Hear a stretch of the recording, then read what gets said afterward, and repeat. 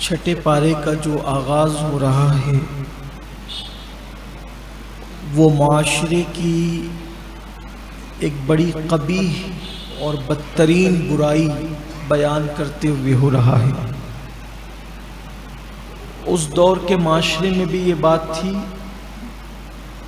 لیکن اس دور میں یہ عادت منافقین میں تھی، اور کم نصیبی یہ ہے کہ آج یہ عادت کلمہ پڑھنے والوں میں پائی جا رہی ہے۔ بری عادت وہ یہ ہے کہ اللہ پاک فرماتا ہے کہ اللہ پسند نہیں کرتا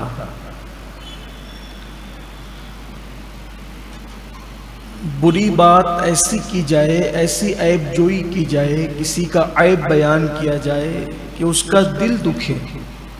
اللہ اس کو پسند نہیں کرتا، بری بات ہے۔ کچھ لوگ ہیں نا، یہ بڑے فخر سے کہتے ہیں یار میں منہ پھٹ ہوں، میں کسی کی رعایت نہیں کرتا، میں تو بول دیتا ہوں۔ تو شریعت کی بات اگر آپ کہہ دیتے ہیں تو آپ کو حق ہے، لیکن اپنی ذات کے لیے، ذاتی عناد کے لیے، ذاتی بغض کے لیے آپ کسی کو منہ پہ کھری کھری سنائیں کہ اس کا دل دکھے، اللہ اس کو پسند نہیں کرتا۔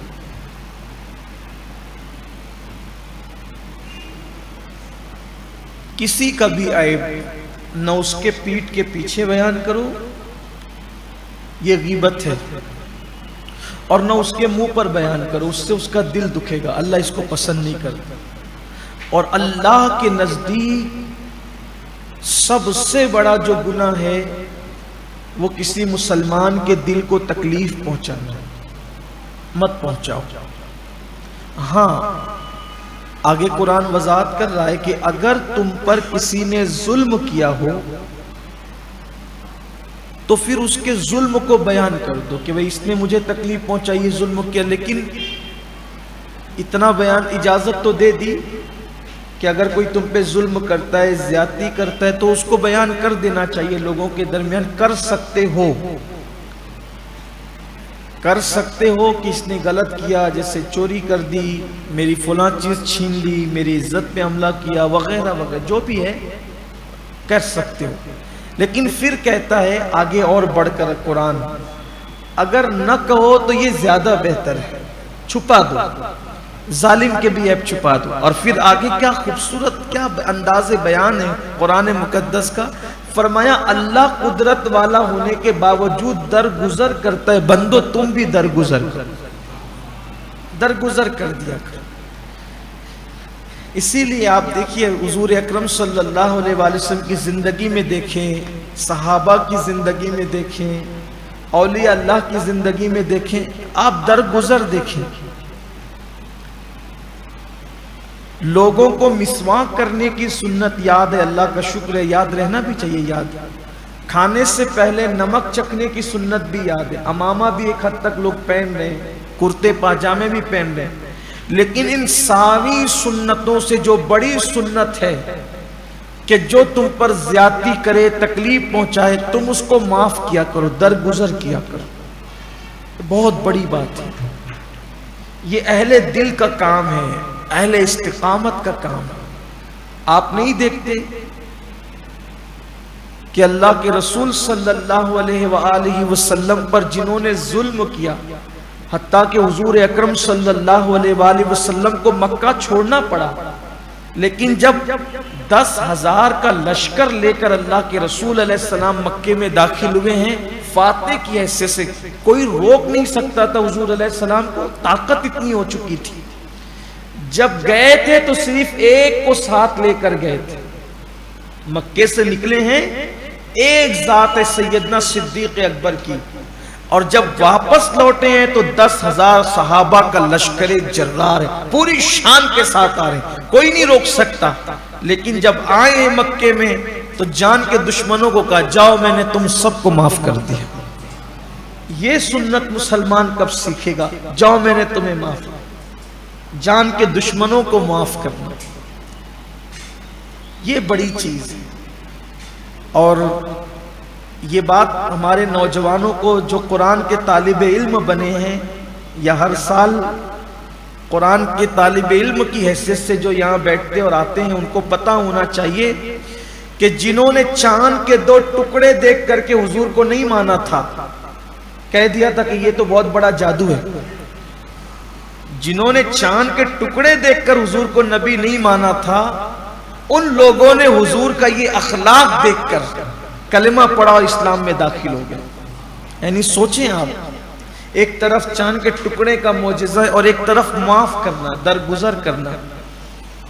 چاند کے ٹکڑوں کو تو انہوں نے جادو، اس کو کیا نام دیتے؟ یہ کام تو جادوگر نہیں کر سکتا نا، یہ کام کوئی ہلکا آدمی نہیں کر سکتا کہ ستانے والوں کو کہ جاؤ میں نے تم سب کو معاف کر دیا، اور صرف معاف ہی نہیں کیا، کہا تم سب آزاد ہو، جہاں جا سکتے ہو چلے جاؤ۔ لیکن قربان جائیں حضور کے اخلاق دیکھ کر پھر وہ آزاد کیا ہوتے، ایسے اسیر اور ایسے غلام بنے۔ بلکہ ایک بات مجھے اور یاد آ رہی ہے، بہت پیاری سی بات، حضور کا ذکر چھڑتا ہے تو دل چاہتا ہے کہ اب یاری کا تذکرہ ہوتا رہے۔ ان کی زندگی کی ایک ایک بات دلوں کو جلا بخشنے والی، صورت بھی پیاری، سیرت بھی پیاری، ایک ایک لمحہ پیارا پیارا۔ ایک شخص تھے حضرت عثمان ابن طلحہ، عثمان بن طلحہ، یہ کعبے کے کلید بردار تھے، کعبے کی چابی ان کے پاس رہتی تھی، مسلمان نہیں ہوئے تھے۔ حضور علیہ السلام کے دل میں خیال آیا کہ اگر کعبہ میرے لیے کھول دیا جائے تو میں اس کے اندر جا کر عبادت کروں۔ پورا مکہ مخالف تھا، مخالفت کا ماحول تھا۔ اللہ کے رسول نے عثمان بن طلحہ کو کہا کہ عثمان ذرا تالا کی چابی مجھے دے دو کہ کھول دو، میں اس میں جا کر اللہ کی عبادت کروں۔ جس کے لیے کائنات بنی ہے، کعبے کا وجود جس کے دم قدم سے، وہ چابی طلب کرنے کی چابی دو تاکہ میں اندر عبادت کروں۔ اس نے کہا سب کو دوں گا تمہیں نہیں دوں گا۔ عثمان بن طلحہ کہ سب کو دوں گا تمہیں نہیں دوں گا۔ اللہ کے رسول ناراض نہیں، مسکرا کے کہا انشاءاللہ عثمان ایک دن وہ ضرور آئے گا کہ یہ چابی میرے ہاتھ میں ہوگی، یہ چابی میرے ہاتھ میں ہوگی، لیکن جب میرے ہاتھ میں ہوگی تو میں یہ چابی کسی کو نہیں دوں گا، صرف تمہیں دوں گا، اور تمہیں دوں گا تو ایسے دوں گا کہ یہ چابی قیامت تک تمہارے پاس رہے گی، تم سے کوئی چھین نہیں سکے گا، کوئی نہیں چھینے گا تم سے، یعنی تمہارے خاندان میں رہے گی، اور جو تم سے چھینے گا وہ ظالم ہوگا۔ حضور نے کہہ تو دیا۔ جب فتح مکہ ہوا، مکہ فتح ہوا، انشاءاللہ جب آئے گا وہ دن تو ہم اس پر تفصیلی تذکرہ کریں گے، اس کا ذکر کریں گے۔ 20ویں روزے کو وہ دن آئے گا انشاءاللہ، اس پر ہوگا، یاد رکھیے گا آپ، انشاءاللہ ہم اس پر ذکر کریں گے۔ لیکن جب مکہ فتح ہوا تو پھر وہ چابی حضور علیہ السلام کے ہاتھ میں لائی گئی۔ اللہ کے رسول نے میں کہاں ہے عثمان؟ عثمان کہاں ہے؟ تو عثمان حاضر ہوئے، کہا عثمان میں نے کہا تھا نا یہ چابی میرے پاس ہوگی، میں کسی اور کو نہیں دوں گا، تمہیں دوں گا، یہ لو چابی، اب یہ قیامت تک تمہارے خاندان میں رہے گا۔ آج بھی عثمان بن طلحہ کا خاندان مکے میں موجود ہیں اور ابھی بھی چابی انہی لوگوں کے ہاتھ میں، یعنی حضور ایسا دیتے ہیں کہ خاندانوں کو نواز دیتے ہیں۔ صرف چابی ہی نہیں دی، قیامت تک خاندان کے رہنے کی گارنٹی بھی عطا فرما دی۔ جو چابی نہیں دے رہا تھا اس پر کرم کتنا کیا، یہ حضور کی شان۔ درگزر کرنا سیکھو، اعلیٰ لوگوں کا کام درگزر کرنا۔ پھر اس کے بعد یہودیوں کی ایک گندگی کو، اصل میں یہ جو یہ صورتیں نا، یہ سورۃ النساء چل رہی ہے، پھر اس کے بعد کی صورت، پھر اس کے بعد کی صورت، یعنی یہ تینوں صورتوں میں یہود اور نصارہ کا ذکر کثرت کے ساتھ ہے، کثرت کے ساتھ ہے، اسی پر گفتگو آ رہی ہے۔ تو یہودیوں کی ایک گندی عادت تھی، وہ کہتے تھے کہ ہم اللہ کو مانیں گے اور کسی کو نہیں مانیں گے، یعنی اللہ کے نبیوں کو نہیں مانیں گے، اور اگر نبیوں کو مانیں گے تو بعض کو مانیں گے، سب کو نہیں مانیں گے۔ اللہ نے فرمایا ایسا نہیں چلے گا کہ صرف اللہ کو مانو، تمہاری مرضی نہیں چلے گی۔ اللہ نے جس کو ماننے کا حکم دیا ان کو بھی ماننا پڑے گا۔ اللہ اور اس کے رسولوں میں فرق مت کرو، کیونکہ یہ رسولوں کی ذات اللہ نہیں ہے، الہ نہیں ہے، خدا نہیں ہے، لیکن یہ خدا سے جدا بھی نہیں ہے نا، یہ اللہ کے مقبول بندے ہیں۔ تم ان میں اور اللہ میں فرق، اللہ فرماتا ہے تم فرق کرتے ہو ایمان لانے میں، اس میں پکے کافر ہو، پکے۔ اللہ نے قرآن میں کہا پکے کافر ہو۔ اللہ کو ماننے کے ساتھ اس کے رسولوں کو بھی ماننا ہوگا، اور ایسے نہیں کہ بعض کو مانو جیسے یہودیوں نے کیا کہ انہوں نے موسیٰ علیہ السلام تک مانا، عیسیٰ علیہ السلام کو نہیں مانا۔ عیسائیوں نے کیا، عیسیٰ علیہ السلام کو مانا، ہمارے حضور کو نہیں مانا۔ کسی ایک نبی کا بھی انکار، ایک نبی کا بھی انکار مسلمان نہیں رہنے دیتا۔ کسی ایک نبی کو بھی کبھی انکار کرو گے تو مسلمان نہیں رہو گے، سب نبیوں کو ماننا پڑے گا۔ سب نبیوں کے نام ہمیں پتہ نہیں ہے، پھر بھی ہم ایمان لاتے ہیں،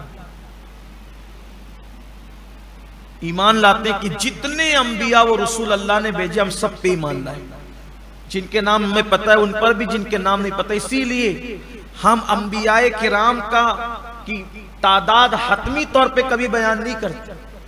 ہم کبھی یہ نہیں کہتے کہ 1,24,000 انبیاء ہوں گے صرف، نہیں، کبھی نہیں۔ اگر ایک آدھ زیادہ ہوا تو ایک نبی اور تو وہ چھوٹ نہ جائے نا، تو ہم کیا کہتے ہیں، کم و بیش، کم زیادہ 1,24,000 انبیاء کرام۔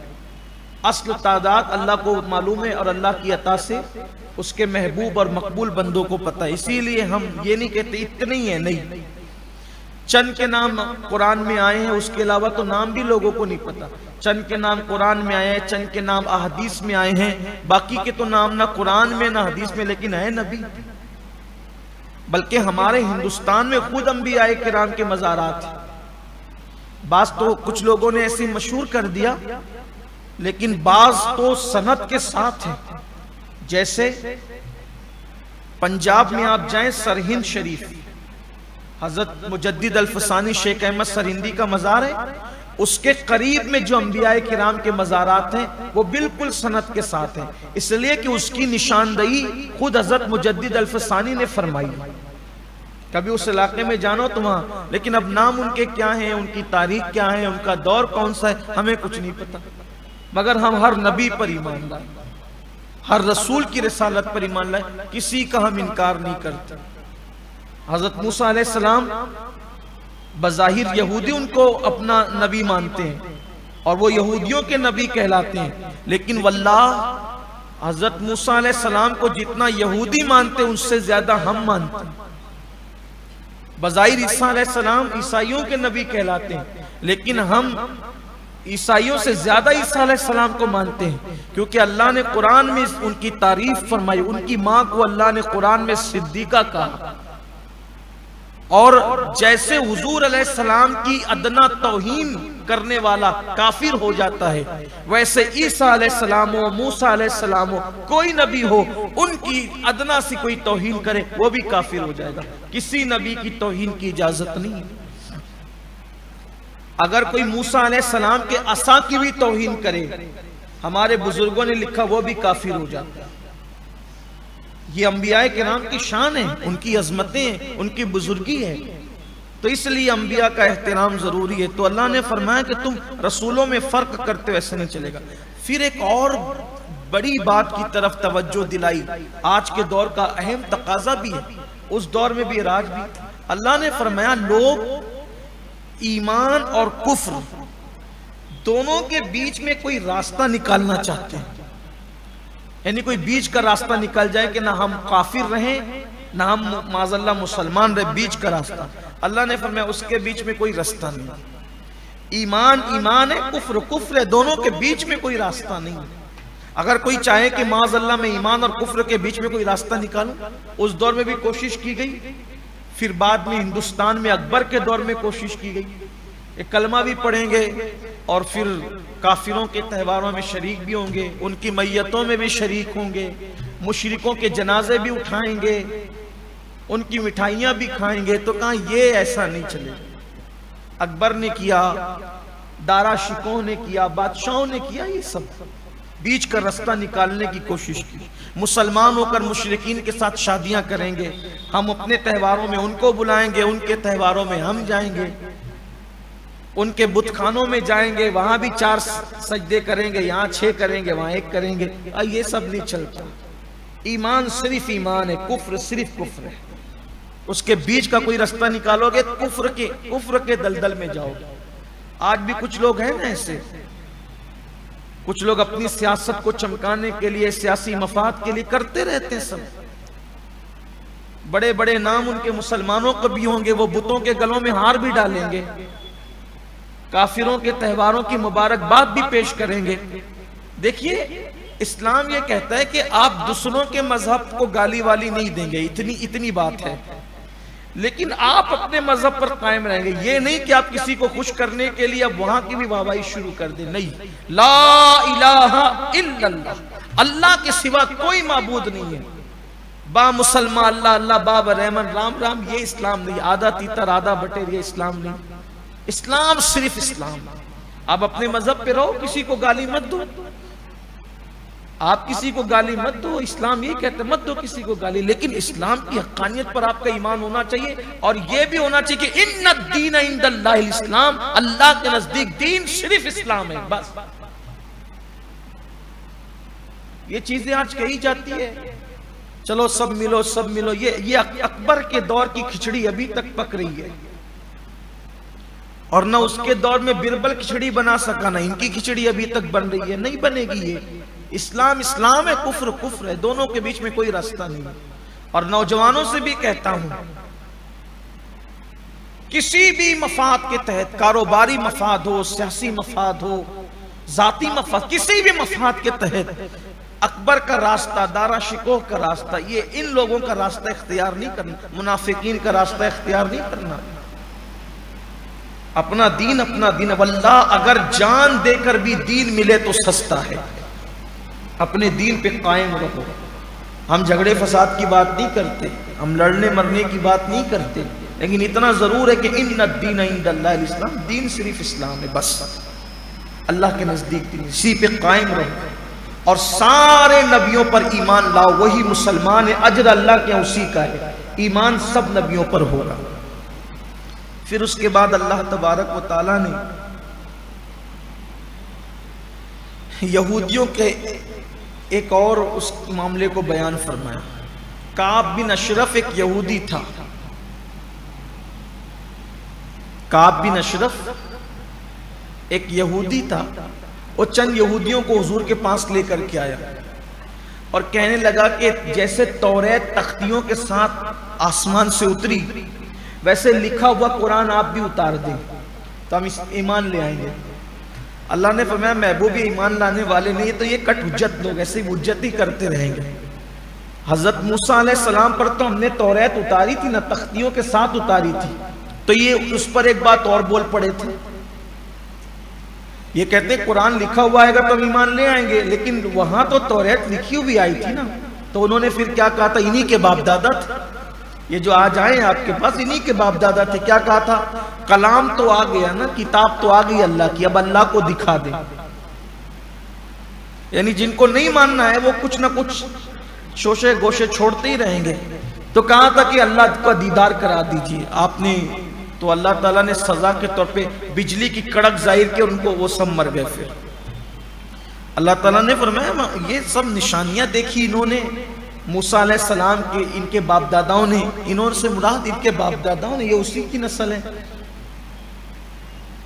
لکڑی کو اژدہا بنتے دیکھا، موسیٰ علیہ السلام کے ہاتھ کو ید بیضا کو چمکتے دیکھا، اس کے بعد دریا میں رستے بنتے دیکھا، ساری نشانیاں دیکھی، اس کے بعد بھی یہ بچڑے کے پجاری ہو گئے۔ اللہ تعالیٰ نے اس واقعے کی طرف اشارہ کیا، ہلکا سا میں اس کو بھی تھوڑا سا اشارہ دے کر آگے بڑھتا ہوں، اس لیے کہ آگے بڑا عنوان آ رہا ہے، مجھے آج اس کی طرف خاص گفتگو کرنی ہے۔ جب موسیٰ علیہ السلام اپنی قوم کو لے کر نکلے ہجرت کے لیے، تو موسیٰ علیہ السلام جا رہے تھے، بعد میں فرعون کو پتا چلا تو فرعون بھی اپنی فوج کو لے کے نکلا۔ اب سامنے دریا تھا، اور پشت پر فرعون کی فوج تھی. تو موسیٰ علیہ السلام کی قوم گھبرا گئی. یہ یہودیوں کے باپ دادا ہی سے وہ گھبرا گئے. تو کہا اب کیا ہوگا؟ تو موسیٰ علیہ السلام نے پھر اپنا عصا دریا میں مارا تو اللہ تعالیٰ نے اس میں رستہ پیدا فرما دیا. اور ایک نہیں 12 رستے پیدا کیے. اور ایسے رستے پیدا کیے کہ پانی کو دیوار کی شکل دے دی. راستے جو انہی سے خشک نہیں ہو گئے راستے، پانی دیوار کی شکل اختیار کر گیا. اب یہ اندر جانے کے لیے ڈرتے تھے. نبی نے کہا چلو، ڈرتے تھے تو پھر آخر موسیٰ علیہ السلام خود ہی پہلے تھے. تو چونکہ وہ 12 قبیلے تھے تو رستے بھی اللہ نے 12 بنائے، اس لیے کہ وہ ایک دوسرے کے قبیلوں کو جو وہ برداشت نہیں کرتے تھے. تو اللہ نے راستے بھئی یہ بھی گزرتے ہوئے بھی جھگڑا کریں گے تو کہا کہ راستے 12 بنا دو. راستے 12 بنا دی. اب جب راستے 12 بنائے تو پھر انہوں نے موسیٰ علیہ السلام سے کہا کہ وہ قبیلہ کدھر ہے؟ کہا وہ تمہارے بازو میں چل رہا ہے. تو کہا کہ ہم انہیں دیکھنا چاہتے ہیں. تو حضرت موسیٰ علیہ السلام نے پھر پانی پر عصا مارا تو پانی میں کھڑکیاں بن گئی. اللہ کے نبی کا معجزہ. پھر وہ کھڑکیوں میں ایک دوسرے کو دیکھتے ہوئے بات چیت کرتے ہوئے گزرے. اب فرعون نے یہ منظر دیکھا کہ وہ تو رستے میں جا رہے ہیں، تو چونکہ وہ گھوڑے پر سوار ہو کر کے آیا تھا تو اس کی ہمت نہیں ہوتی تھی. تو جبریل علیہ السلام اس وقت گھوڑی پر سوار ہو کر کے آئے. گھوڑی پر سوار تھے جبریل علیہ السلام. تو آپ کی گھوڑی جہاں پہ پیر رکھتی تھی اس کے نیچے گھاس پیدا ہوتی تھی. تو اس پر سامری کی نظر پڑ گئی. سامری ایک سنار تھا موسیٰ علیہ السلام کی قوم، اور وہ تھا منافقوں میں سے، ساتھ رہتا تھا لیکن اندر سے وہ مسلمان نہیں تھا، وہ کافر ہی تھا. یعنی نبیوں کے ساتھ رہ کے بھی لوگ دغا کرتے تھے. سوچیں آپ، انجام لیکن برا ہی تھا. تو سامری نے دیکھا کہ گھوڑی کے پیر کے نیچے کی مٹی میں جان ہے نا، گھاس پیدا ہوتی، تو اس نے وہ اٹھا لیا اور اٹھا کر کے اس کو اپنے پاس سنبھال کے رکھ لیا. اب جب سنبھال کے رکھ لیا تو جبریل علیہ السلام کی جو گھوڑی تھی اس کی بو پا کر، فرعون کی جو ہمت نہیں ہوتی تھی آگے بڑھنے کی، تو اس کی بو پا کر اس کا گھوڑا وہ گھوڑی کے پیچھے بھاگا. اب بھاگا تو چونکہ جبریل علیہ السلام تو گھوڑی لے کر کے آگے بڑھ گئے، تو اس کا گھوڑا بے قابو ہو کر نہ چاہتے ہوئے بھی دریا کے اندر جو رستے بنے تھے وہ چلا گیا. اب یہ گیا اندر تو اس کی پوری فوج گئی اندر. ادھر سے وہ راستہ پار کر چکے تھے. قوم نے دیکھا تو ڈری، چلائی کہ اب وہ تو ادھر بھی آ رہے ہیں. تو موسیٰ علیہ السلام اپنی قوم کو لے کر جب دریا پار ہو گئے تو پھر آپ نے جو ہے وہ دریا پہ عصا مارا، پھر وہ دریا پانی بن کر کے بہنے لگا. تو فرعون اپنی پوری قوم کے ساتھ غرق ہو گئے. فرعون کے غرق کا واقعہ کئی مقامات پر آیا ہے، لیکن یہاں میں نے ضمنی طور پر ایسے عرض کر دیا بات آئی. یہاں ایک خاص بات، فرعون پر عذاب اس کے گھر کے اندر نہیں آیا، باہر آیا. اور دوسری چیز یہ کہ فرعون پہ عذاب جلدی نہیں آیا، بہت دیر سے آیا. وجہ یہ تھی کہ فرعون کی ساری خرابیوں کے باوجود بھی اس کی ایک خوبی تھی. کافروں میں ایسا ہوتا نا، بہت سی خرابی ہوتی ہے، کوئی نہ کوئی خوبی ہوتی ہے. تو اس میں خوبی تھی کہ وہ بھوکوں کو کھانا کھلاتا. جب تک وہ بھوکوں کو کھانا کھلاتا رہا اس سے عذاب ٹلتا رہا. جب اس نے بھوکوں کو کھانا کھلانا چھوڑ دیا پھر وہ عذاب میں گرفتار ہوا. یعنی سوچے کہ کتنا بڑا مجرم کہ خدا ہونے کا دعویٰ کرتا ہے، اس کے باوجود بھی اس سے عذاب اس لیے ٹلا رہا کہ وہ بھوکوں کو کھانا کھلاتا ہے. یعنی اللہ کے نزدیک بھوکوں کو کھانا کھلانے کی اہمیت کتنی. اللہ توفیق دے تو بڑا عظیم مہینہ ہے. 1-2 روزے داروں کو آپ بھی افطار کرا دیا. کچھ بھوکوں کو کبھی کبھی کھانا، یا ہو سکے تو اپنے اوپر لازم کر لے کہ جمعہ کے دن 1-2 لوگوں کو کھانا کھلا دیا. بڑی فضیلت آئی ہے، بہت فضیلت. اللہ کو ایمان کے بعد سب سے زیادہ کوئی نیکی پسند ہے تو بھوکوں کو کھانا کھلانا. بہرحال عنوان جو وہ دوسرا نہ ہو جائے. تو سامری نے یہ کیا کہ وہ مٹی اٹھا لی. اسی کے لیے میں نے یہ گفتگو آپ کے سامنے کی. اب جب راستہ پار ہو گئے وہ چلے گئے ادھر, تو قوم نے کہا موسیٰ علیہ السلام سے کہ بن دیکھے ہم اللہ کی عبادت کرتے ہیں, تو آپ ہمارے لیے کوئی خدا بنا دیں تاکہ ہم دیکھ کے عبادت کریں. حضرت موسیٰ علیہ السلام نے ڈانٹا تمہیں شرم نہیں آتی کہ انسان بھی کوئی خدا بنا سکتا ہے؟ ارے جس کو بنایا جاتا ہے وہ خدا تھوڑی ہوتا ہے.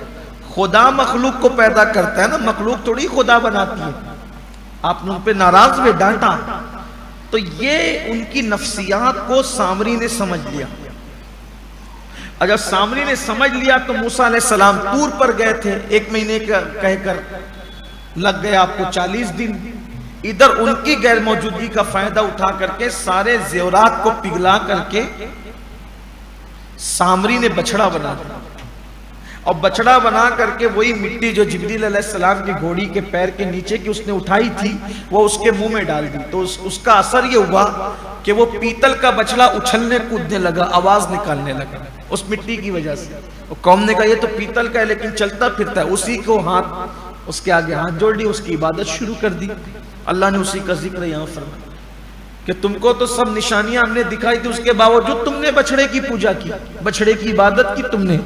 پھر اللہ نے فرمایا اس کے بدلے میں پھر تمہیں قتل کیا گیا, یعنی تمہارے باپ داداؤں, اس کی سزا یہ ہوئی کہ انہیں قتل کیا گیا. بلکہ بچڑا جلا دیا گیا, اس کو پانی میں بہا دیا گیا. تو ان کو بچڑے سے اتنا پیار ہو گیا تھا, اس کی راکھ جس پانی میں بہائی انہوں نے وہ پانی پی لیا.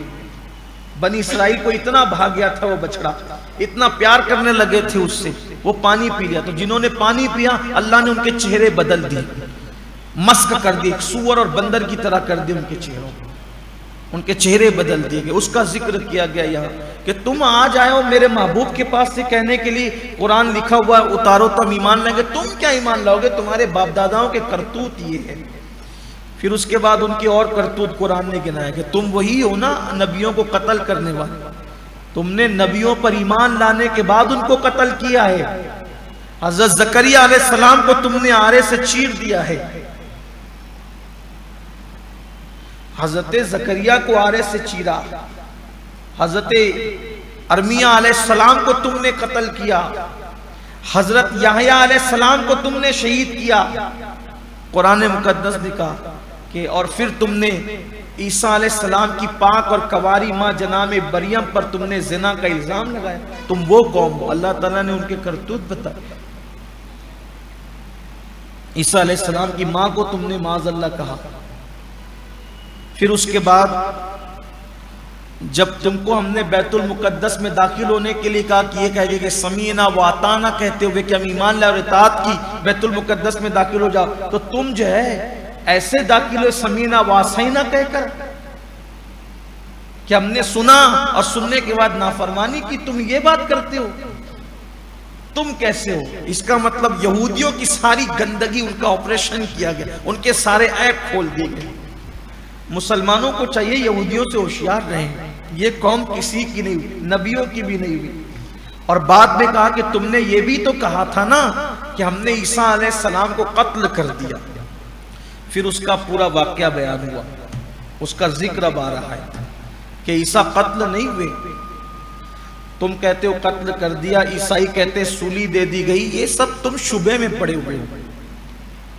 اب یہ اصل واقعہ یہاں یہ آتا ہے کہ جناب مریم رضی اللہ تبارک و تعالی عنہ صدیقہ کا اللہ امہ صدیقہ, عیسیٰ کی ماں صدیقہ تھی جسے قرآن صدیقہ کہا.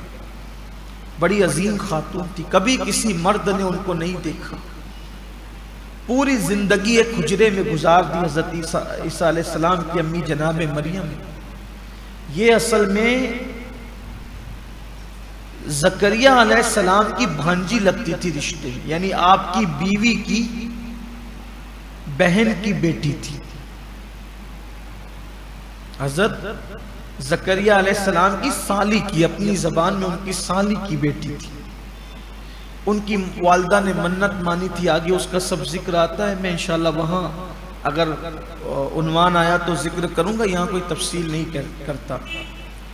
تو بہرحال پھر آپ کے حجرے میں جبریل علیہ السلام ہے اور آپ پر پھونک ماری، اور جبریل علیہ السلام کی پھونک سے اللہ نے کنواری بطول سے جناب مریم سے عیسیٰ علیہ السلام کو بغیر باپ کے پیدا کیا۔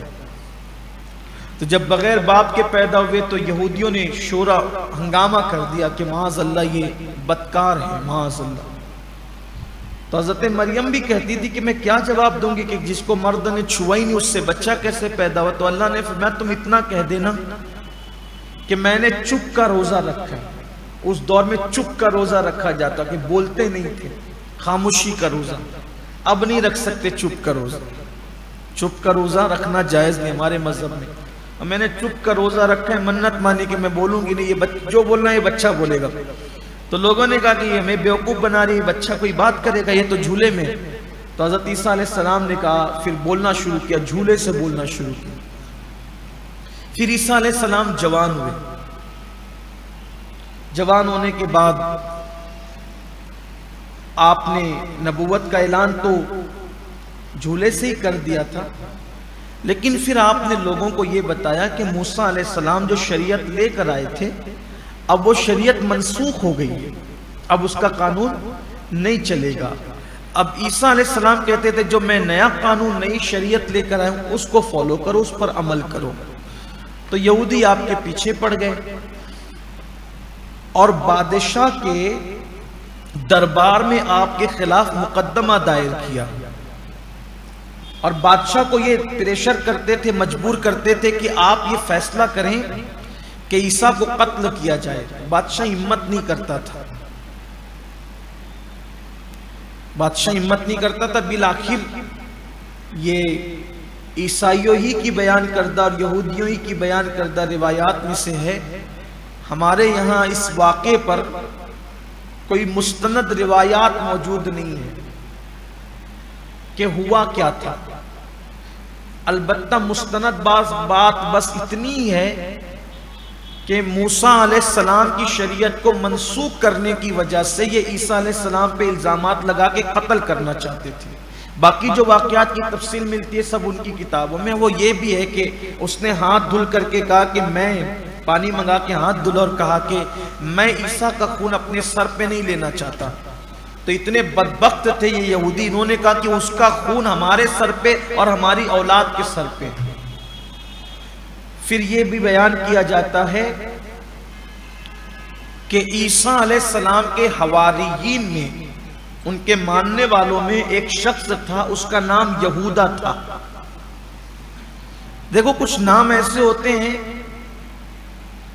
کہ ان ناموں کی تاثیر ہی کچھ ایسی ہوتی ہے کہ وہ ہمیشہ گڑبڑی کرتے رہتے۔ آپ اکثر معاملات میں دیکھیں گے کہ یہودا نام آپ کو کئی جگہ پہ ملے گا اور وہ کردار ہمیشہ کچھ نہ کچھ آپ کو یعنی کہ گڑبڑ ہی کرتا ہوا نظر آئے گا۔ حالانکہ میں بے ادبی کے طور پہ نہیں کہہ رہا ہوں، یعقوب علیہ السلام کے ایک بیٹے کا نام بھی یہودا تھا، ٹھیک؟ اس کا کردار بھی آپ دیکھیں کہ یوسف علیہ السلام کو کندھے پہ بٹھا کے لے کر کے گیا، پھینک دیا اٹھا کے کھیت میں، پہلے اسی نے پھینکا تھا نا، ہاتھ میں سے روٹی چھین کے کتے کو ڈال دی۔ تو کچھ نام ایسے ہوتے ہیں، حالانکہ بعد میں انہوں نے توبہ کر لی تھی، اس لیے ہم ان کی کوئی ایسی بات نہیں کرتے، نبی کے بیٹے ہیں وہ، ہمارے لیے قابل احترام ہے، جب توبہ کر لی تو بات ہی ختم ہے۔ لیکن بات بتانے کی یہ کہ کچھ نام ایسے ہوتے ہیں، اس لیے ان نام سے بچنا چاہیے۔ ایسے ہی جیسے جن لوگوں کے اوپر آپ دیکھ لیں کہ کوئی صحابی کا قاتل ہو، اس کے نام پہ اپنے بچوں کے نام نہیں رکھا کریں، دیکھو کہیں نہ کہیں اس کے اثرات نظر آتے ہیں۔ انبیاء کا کوئی قاتل ہو، کسی مقبول بندے کو کوئی تکلیف پہنچانے والا ہو، ان کے نام نہیں، جیسے ہمارے معاشرے میں یزید نام الحمدللہ نہیں رکھتا، ایسے ہی ہمارے علماء فیروز نام کو بھی پسند نہیں کرتے۔ فیروز نام حالانکہ رکھتے ہیں لوگ، کوئی ناجائز و حرام نہیں ہے، لیکن لوگ رکھتے ہیں۔ یہ فیروز جو تھا یہ حضرت عمر ابن خطاب کا قاتل تھا، ان کو شہید کیا تھا اس طرح۔ شیعوں میں یہ نام بڑا پسندیدہ ہے کیونکہ وہ قاتل فاروق اعظم۔ اگر کسی کا نام ہو تو وہ برا نہیں مانے، اللہ کرے وہ افروز کر لے اس کو، یا اور کچھ کر لیں، لیکن یہی کہ بزرگوں کو جنہوں نے نقصان پہنچایا، جیسے مروان بڑا بدبخت آدمی، ایسی اور کچھ نہ ہو۔ عرض یہ کر رہا تھا کہ عیسیٰ علیہ السلام کے حواریین میں یہودا نام کا ایک شخص تھا، اس کو 30 سکوں پر، صرف 30 سکوں پر، اور بعض روایات کے مطابق 2 شراب کی بوتلوں پر،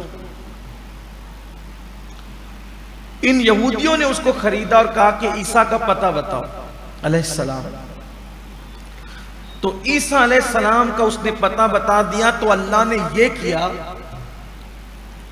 کہ جس کمرے میں عیسیٰ علیہ السلام چھپے ہوئے تھے، جب وہ ان کو لے کر کے گھسا تو اللہ نے عیسیٰ علیہ السلام کو اس کمرے سے آسمانوں پر اٹھا لیا، اور اس پر عیسیٰ علیہ السلام کی شکل کی شباہت ڈال دی، اور وہ ہم شبیہ عیسیٰ لگنے لگا۔ اسی کو جس نے مخبری کی تھی اسی کو اٹھا کر وہ لے گئے اور سولی دے دی۔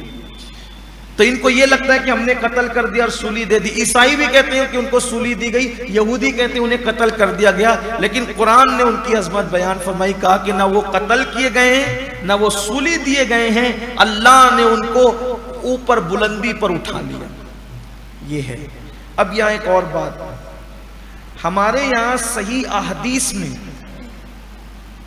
ہمارے یہاں صحیح احادیث اور صحیح روایات میں یہ بات تو ہے، قرآن جب کہہ چکا کہ انہیں بلندی کو اٹھا لے گئے، نہ وہ قتل کیے شبے میں مبتلا ہیں، نہ قتل کیے گئے نہ سولی دیے گئے، ان کو شبہ ہے، یہ تو اب ان کا معاملہ ختم۔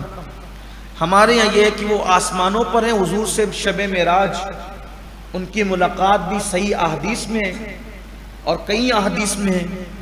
پھر آقا علیہ السلام کی ایک حدیث ہے جو حضرت ابو ہریرہ سے مروی ہے کہ قیامت کے قریب حضرت عیسیٰ علیہ السلام دنیا میں تشریف لائیں گے، آپ کی آمد ہوگی، آپ آئیں گے، سلیب کو توڑیں گے، یہ جو ان کا مذہبی نشان ہے عیسائیوں کا، اس سلیب کو توڑیں گے، خنزیر کو قتل کریں گے، اور پھر اس دور کے اندر جو عیسائی ہوں گے وہ مصطفیٰ جان رحمت کا کلمہ پڑھ کے مسلمان ہو جائیں گے۔ اسی طریقے سے عیسیٰ علیہ السلام دجال کو بھی قتل کریں گے، دجال کا بھی خاتمہ فرمائیں گے، بلکہ آپ کی سانسوں کی برکت سے دجال ایسے پگھلے گا جیسے پانی میں نمک پگھلتا ہے۔ اور عیسیٰ علیہ السلام جب آئیں گے تو حضور علیہ السلام نے اتنی جب وہ حتمی بات فرمائی، ایسی غیب کی خبر دی، سبحان اللہ، فرمایا کہ دمشق کی جامع مسجد کے مشرقی مینارے پر حضرت عیسیٰ علیہ السلام کا نزول ہوگا، نزول عیسیٰ ہوگا، اور اس وقت ہوگا کہ فجر کی نماز کی تکبیر، فجر کی نماز کی اقامت ہو چکی ہوگی، فجر کی جماعت شروع ہونے والی ہوگی، امام مہدی فجر کی نماز کے مصلی پر ہوں گے اور نزول عیسیٰ ہوگا، اس شان سے کہ آپ کی زلفوں سے پانی کے قطرے ٹپک رہے ہوں گے، ایسا لگتا ہوگا کہ جیسے ابھی غسل کر کے تشریف لائیں، اور عین آپ کی جوانی اور شباب کا عالم ہوگا، آپ شادی بھی فرمائیں گے، آپ کے بچے بھی ہوں گے، اور گنبد خضرا میں مصطفیٰ جان رحمت کے پہلو میں دفن بھی ہوں گے۔ اس وقت تک قیامت نہیں آئے گی، ابھی بھی جو ہے وہ۔ اب یہاں جو بات چونکہ آ گئی ہے ایسی، تو ایک بات اور کہنا چاہتا ہوں کہ نزول عیسیٰ کب ہوگا؟ حضرت امام مہدی کے بعد، بلکہ یہ بھی روایتوں میں آیا ہے کہ جب حضرت عیسیٰ نازل ہوں گے تو امام مہدی ان کو دیکھ کر کے پیچھے ہٹ جائیں گے اور کہیں گے آپ نماز پڑھیں، اللہ کے نبی ہیں آپ۔ تو حضرت عیسیٰ علیہ السلام نبی تو ہیں لیکن بحیثیت نبی نہیں آئیں گے، وہ بحیثیت امتی آئیں گے۔ تو حضرت عیسیٰ علیہ السلام کہیں گے نہیں آپ پڑھائیں، اور عیسیٰ علیہ السلام امام مہدی کی ابتدا میں نماز ادا کریں۔ بلکہ آقا علیہ السلام نے یہ فرمایا کہ وہ کیا دن ہوں گے کہ جب اللہ کا نبی مہدی کی ابتدا میں نماز ادا فرمائے۔ امام مہدی کی شان بڑی ہے۔ اب یہاں یہ بات ہے کہ آج کل میں ٹی وی پر ڈیبیٹس جو ہے وہ بتایا جاتا ہے کہ ٹی وی کے ڈیبیٹ میں لوگ کہتے ہیں کہ 6 مہینے میں دجال آ رہا ہے اور 2 سال میں امام مہدی آ رہے ہیں، اور اسی پر امام مہدی کی تیاری کرو، دجال کی تیاری کرو. یہ سب انٹرنیٹ پر سننے میں آ رہا ہے. بہت بڑی ڈیبیٹ چل رہی ہے، بڑی بحثیں چل رہی ہے. میں سوچتا ہوں لوگوں کو کیوں اتنی جلدی آخر امام مہدی کی، دجال کی کیوں اتنی جلدی ہے؟ کیا مطلب ہے؟ بلکہ ایسا ہے کہ کوئی بھی بندہ اٹھتا ہے وہ کہتا ہے میں مہدی ہوں. ایسے کوئی بھی کدھر سے مہدی بن کے تھوڑی آئے گا. ایک بات آپ ذہن میں رکھیں کہ امام مہدی جو ہے نا، پہلی بات تو ان کا نام مہدی نہیں ہے، ان کا نام حضور کے نام پہ محمد ہوگا، اور ان کے والد کا نام اللہ کے رسول کے والد محترم کے نام پر عبداللہ ہوگا، اور ان کی امی کا نام حضور کی امی کے نام پہ آمنہ ہوگا. یعنی ایسے بھی کسی ایرے گہرے نتو خیرے سے پیدا نہیں ہو جائیں گے امام مہدی.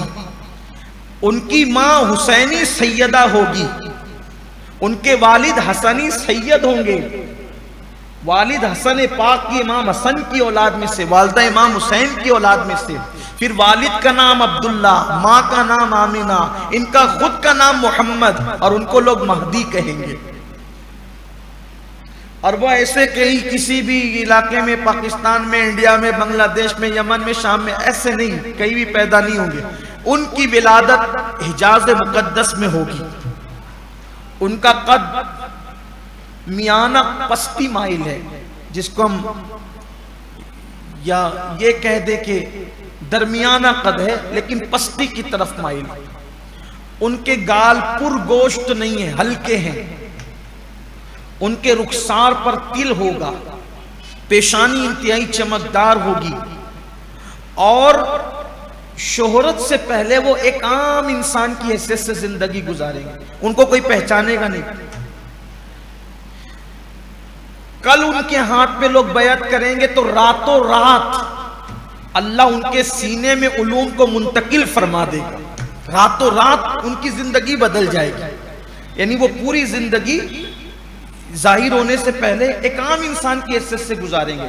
اچانک رات ہی میں ان کی زندگی بدل جائے گی. علوم و معارف کے خزانے ان کے سینے میں انڈیل دیے جائیں گے، اور پھر وہ مدینہ منورہ سے ہجرت کر کے مکہ مکرمہ تشریف لائیں گے. اور پھر لوگ کعبے کا طواف کرتے ہوئے دعا کریں گے کہ اللہ بہت پریشان ہو گئے، پوری دنیا سے اسلام سمٹ گیا اور سب لوگ مکہ المکرمہ میں آ گئے ہیں. اب ہمارے لیے کوئی بھیج تاکہ ہم اس کی اتباع کریں، اس کی پیروی کریں، اس کے پیچھے چلیں. تو غیب سے آواز آئے گی یہ مہدی ہے، اس کی بیعت کرو، اس کی اتباع کرو، اس کی پیروی کرو. تو مقام ابراہیم کے پاس حضرت امام مہدی کی بیعت کی جائے. اب یہ کہ 7 مہینے میں دجال آ رہا ہے. ابھی میں نے ایک ہی جو ہے وہ سنا بھی، کل ہی بلکہ سنا، کل ہی ایک بزرگ کو کہتے ہوئے سنا کہ 7 مہینے میں جو ہے وہ دجال آئے گا. دجال امام مہدی سے پہلے نہیں آئے گا. ایک ترتیب ہے، پہلے امام مہدی آئیں گے، پھر دجال آئے گا، پھر اس کے بعد عیسیٰ علیہ السلام آئیں گے. اور عیسیٰ علیہ السلام کے آنے کے بعد قیامت بالکل قریب سر پہ ہوگی. اب امام مہدی کو بلانے کی کیا جلدی ہے؟ کیونکہ امام مہدی کب آئیں گے؟ کوئی کہہ رہا ہے 5 سال میں. تیاری کرو، تقریریں ہو رہی، تیاری کرو امام مہدی آنے والے. ارے کیا تیاری کرے، امام مہدی اتنی جلدی؟ امام مہدی کی آمد کی سب سے بڑی نشانی جو ہے وہ یہ ہے کہ پوری دنیا سے اسلامی حکومتوں کا خاتمہ ہو جائے گا. پہلے پوری دنیا سے تمام اسلامی حکومتیں ختم ہوگی، اس کے بعد آمد مہدی ہوگی. نام نہاد ہی صحیح لیکن اسلامی حکومتیں ابھی قائم تو ہیں، اور پوری دنیا میں کئی ملک ہے، درجنوں ملک ہے جو اسلام کے نام پر ہے. اور ابھی ہمیں تو اللہ کی ذات سے امید ہے کہ ابھی کہیں ابھر رہے ہیں، ابھرنے والے ہیں، کہیں نظام نافذ ہونے والا ہے انشاءاللہ. ابھی آئندہ بڑا خوشگوار ماحول کی امید نظر آتی ہے. اللہ کرے جیسا ہمارے ذہن میں بات آ رہی ہے، ہمارے بزرگ جو اشارے کر رہے ہیں وہ ہے. کچھ لوگ یہ بھی ویڈیو بنا کے ڈالتے ہیں کہ کسی یہودی عالم نے ان کے کہہ دیا کہ میں دجال سے رابطے میں ہوں. تو یہودیوں کی باتیں اتنی معتبر ہو گئی کہ دجال سے رابطے میں تو آپ نے مان لیا. ہم مسلمان ڈیبیٹ کر رہے ہیں، مجھے ہمارے وہ عبدالرحیم سر نے بھی بھیجا تھا کہ ایک یہودی، وہ کوئی مسلمان کہہ رہا کہ اس نے کہا میں دجال سے رابطے میں، یہودی اتنے جھوٹی قوم، قرآن ان کے جھوٹ کو بیان کر رہا ہے، اور مسلمان کہہ رہے ہیں کہ اس نے کہہ دیا رابطے میں، تو رابطے میں اللہ کے بندوں کچھ تو خیال کرو، احادیث کی طرف آؤ، قرآن کی طرف آؤ، ذہن رکھو، پوری تمام دنیا سے اسلامی حکومتوں کا خاتمہ ہو جائے گا، اس کے بعد میں مسلمانوں کا جینا دوبھر ہو جائے گا، ایسی بڑی بڑی جنگیں ہوگی، سرخ آندھیوں میں دنیا تبدیل ہو جائے گی، سرخ آندھیاں اٹھے گی۔ سرخ آندھیوں سے مراد بعض مفسرین محدثین اس طرف بھی گئے شرح کرتے ہوئے کہ خون سے رنگین ہوگی وہ آندھیاں، یعنی اتنا خون بہہ جائے گا، بڑی تباہی مچے گی، اور تباہی مچنے کے بعد یہ ہوگا مسلمان سمٹ جائیں گے، مسلمان سمٹ جائیں گے، بلکہ یہاں تک فرمایا ایسے اسلام سمٹے گا ایسے جیسے سانپ سمٹ کر کے اپنے بل میں آ کر کے بیٹھ جاتا ہے، ایسے اسلام حجاز کے اندر سمٹ جائے گا۔ جتنے جو ہے وہ لوگ مومنین مسلمان ہوں گے وہ ہجرت کریں گے ادھر حضرت امام مہدی کے انتظار میں، اور اس کے بعد پھر امام مہدی تشریف لائیں گے، آپ کی آمد ہوگی، پھر لوگ آپ کے ہاتھ پہ بیعت کریں گے، اور بیعت کرنے کے بعد پھر اسلام کی حقانیت لوگوں پر روز روشن کی طرح عیاں ہوگی، پھر لوگ اسلام قبول کریں گے، پھر اسلام کو اللہ تعالیٰ غلبہ عطا فرمائے گا۔ بیان کیا جاتا ہے کہ شان یہ ہوگی پھر کہ ایک انار اتنا بڑا ہوگا امام مہدی کی آمد پر کہ وہ پورے خاندان کے لیے کافی ہوگا، ایک بکری یا ایک اونٹنی کے دودھ میں اتنی برکت ہوگی کہ پورے خاندان کے لیے کافی ہوگا، یہ بڑی برکت ہے۔ پھر بہت اس کی تفصیلات ہیں، اگر دیکھنا چاہیں تو اہل سنت کی کتب میں بہت تفصیل سے موجود ہیں۔ پھر امام مہدی کی آمد کے بعد دجال کا خروج ہوگا، دجال نکلے گا اصفہان سے، اصفہان ایران کے اندر ہے، اس کو اصفہان بھی لوگ کہتے ہیں، اصفہان سے دجال نکلے گا، دجال نکلے گا تو اس کی ایک ہی آنکھ ہوگی، اور دجال کی خصوصیت یہ ہے کہ ایک آنکھ اس کی ہوگی اور اس کی پیشانی پر کاف فا را یعنی کافر لکھا ہوگا، جو اہل ایمان کو پڑھنے میں آ جائے گا دوسرے لوگ نہیں پڑھ سکیں گے تو پہچان لیں یہ دجال ہے۔ انٹرنیٹ پہ ایسی ویڈیو پڑی ہوئی ہے، ایک بچہ یہ دجال پیدا ہو گیا، دجال پیدا ہو گیا، یہ بھی ہے۔ یہ سب باتوں میں تو یہ کہتا ہوں دین پہ چل، جو اپنے پہ فرض واجب ہے اس پہ عمل کرو، یہ سب چکر میں کیا پڑے ہو، دجال کب آئے گا کب آئے گا تو تمہارا کیا بھلا ہوگا۔ دجال کا فتنہ ایسا ہے کہ اللہ کے رسول علیہ السلام صحابہ سے کہتے تھے سب سے سخت ترین فتنہ دجال کا ہوگا، اور دجال کے فتنے سے وہی محفوظ رہے گا جس کو اللہ بچائے۔ اور صحابہ نے کہا تھا حضور ہم کیا جتن کریں، تو آقا علیہ السلام نے فرمایا سورہ کہف کی تلاوت جو کرے گا وہ دجال کے فتنے سے محفوظ رہے گا، اس لیے کم سے کم ہر جمعہ کو ایک مرتبہ سورۃ الکہف کی تلاوت کر لینا چاہیے، اور اللہ سے دعا کرنا چاہیے کہ اللہ دجال کے فتنے سے محفوظ فرمائے۔ بہرحال پھر دجال آئے گا، وہ طوفان بپا کرے گا، وہ اللہ کی پناہ، حال یہ ہوگا کہ وہ مردوں کو زندہ کرنے کے شعبدے بتائے گا، ویرانے میں گھاس درخت پیدا کرنے کے، یہ سب شعبدے بازیاں ہوگی، جادو کا اثر ہوگا، شعبدے بازیاں ہوگی۔ لوگ بعض مومنین تو ایسے ہوں گے کہ کہیں گے چلو دجال کا فتنہ دیکھ کر، دجال کو دیکھ کے آتے کیسا ہے، ہم بگڑیں گے نہیں، صرف دیکھنے چلو، وہ دیکھنے جائیں گے اور اسی کے ہو جائیں گے۔ اس کا مطلب یہ ہے کہ کہیں کوئی فتنہ اگر ہے تو دیکھنے بھی مت جاؤ، یہ اس سے ہمیں روشنی ملتی، دیکھنے فتنہ دیکھنے مت جاؤ فتنہ دیکھ، تو دجال کو لوگ دیکھنے جائیں گے اسی کے ہو جائیں گے۔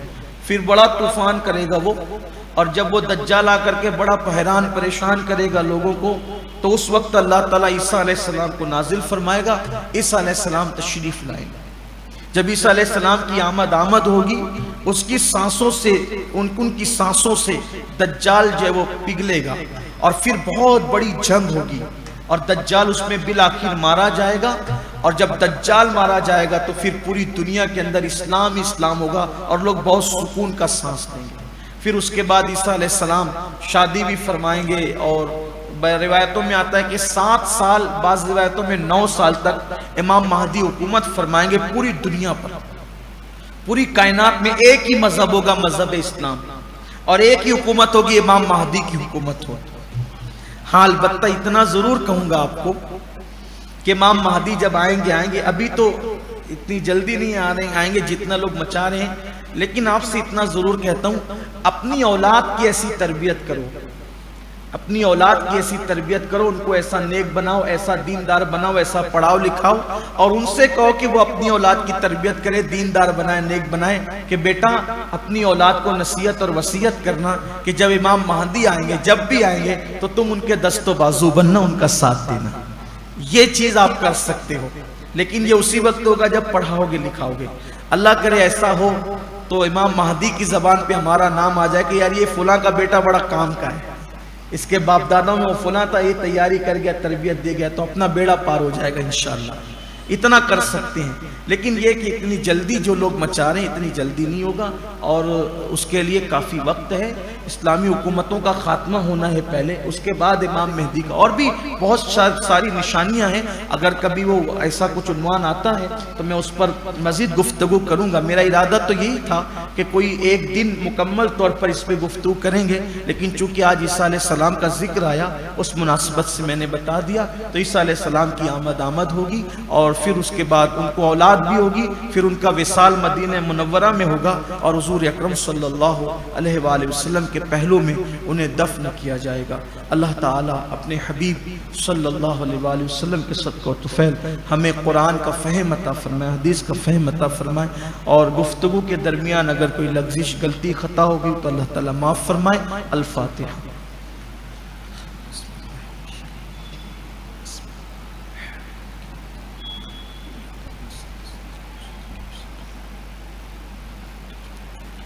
ان اللہ وملائکتہ یصلون علی النبی یا ایھا الذین آمنوا صلوا علیہ وسلموا تسلیما۔ اللہم صل علی سیدنا و مولانا محمد معدن الجود والکرم وآلہ الکرام اجمعین۔ صلاۃ و سلام علیک یا جد الحسن والحسین، وافوض امری الی اللہ، ان اللہ بصیر بالعباد۔